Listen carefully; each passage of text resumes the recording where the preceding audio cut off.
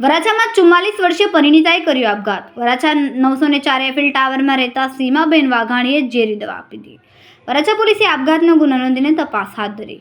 રવિવારે આ ઘટના બની હતી. ત્યારબાદ સીમાબેનને સારવાર હેઠળ વિનસ હોસ્પિટલ અને સિમ્સ હોસ્પિટલ લાવવામાં આવ્યા. સાસરિયા પક્ષ દ્વારા હેરાનગતિના કારણે સીમાબેનને આ પગલું ભર્યું હોવાનો આરોપ. સીમાબેનના પતિ સુનિલ વાઘાણી ડાયમંડની ઓફિસમાં જોબ કરે છે. સીમાબેનને સંતાનમાં 2 પુત્ર છે. 22 વર્ષ અને 24 વર્ષ એમ પુત્ર કેનેડામાં અભ્યાસ કરે છે. મૃતક સીમાબેનના ભાઈ પરેશભાઈ તુલસીભાઈ સુતરિયા દ્વારા જણાવ્યું કે ઘર કંકાસના કારણે આ પગલું ભર્યા હોવાનો આરોપ છે. સીમાબેન વાઘાણીને 25 વર્ષથી તેમના સસરા પક્ષ દ્વારા હેરાન કરવામાં આવતા. પરિવાર દ્વારા એક જ માંગ, સીમાબેનના આપઘાત પાછળ કોણ સંડોવાયેલ છે? સીમાબેનના પરિવારની માંગ કરી છે કે ન્યાય મળે. તમારું નામ? મારું સુતરિયા ઈશાબેન. બેન, આજે ઘટના ઘટી તેના વિશે શું કહેશો? બસ હું એક જ ખાલી કહેવા માંગુ છું કે મારી નણંદને એને મને એન્ડ સુધી કીધું હતું કે આ વસ્તુ ક્યારેય નહીં કરું. એ આધ્યાત્મિક લેવલની હતી, એ વસ્તુ કરે એમ જ નહોતી. આ એને કોઈ જબરજસ્તીથી એને કરાવ્યું હોય, બસ એને કરાવ્યું હોય કે એને કર્યું છે જબરજસ્તી. આ વસ્તુ કરી એમ જ નહોતી મારી.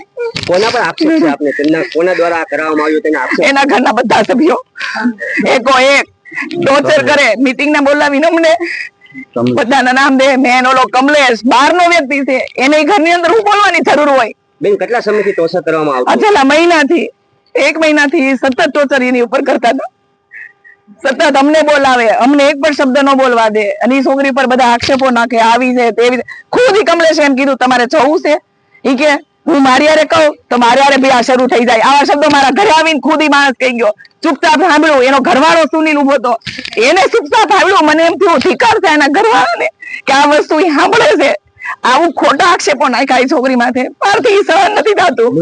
મારી બેનનો ન્યાય જોઈએ, બીજું મારે કાંઈ ન જોઈએ. મૃતક બેન નું શું નામ છે? એનું સીમાબેન છે. પરેશભાઈ. પરેશભાઈ, શું ઘટના બની? ઘટનામાં એવું છે કે આપઘાત કરેલો છે કોઈ કેમિકલ લઈને. આપઘાત ક્યારે કર્યો? ક્યારે કર્યો એ તો એ આપણને આઈડિયા નથી, પણ આપણને જયારે ફોન આવ્યો ને ત્યારે લગભગ ટાઈમ 6 વાગ્યા આસપાસ નો હતો, ને એ વાયા મીડિયા થઈને આવ્યો હતો ફોન.